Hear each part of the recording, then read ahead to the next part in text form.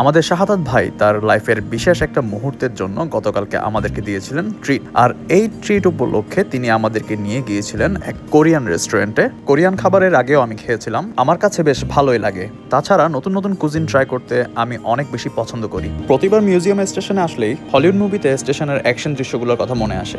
Museum station থেকে বের হয়ে অল্প কিছু সময় হাঁটার পরেই আমরা সিনজিয়ন এই কোরিয়ান রেস্টুরেন্টে পৌঁছে গেলাম। ছোটখাটো এই রেস্টুরেন্টে আমরা অড টাইমে গিয়েছিলাম বলে তেমন একটা ভিড় না থাকলেও যদি আপনি এখানে লাঞ্চ কিংবা ডিনার টাইমে আসেন তাহলে অনেক ভিড় হয়। আমরা অর্ডার করেছিলাম চিকেন কিমচি ফ্রাইড রাইস এবং অরিজিনাল টপক্কি। টপক্কিতে থাকে মূলত Korean rice cake, Korean fish cake, dashi stock এবং গোচুজাং সস।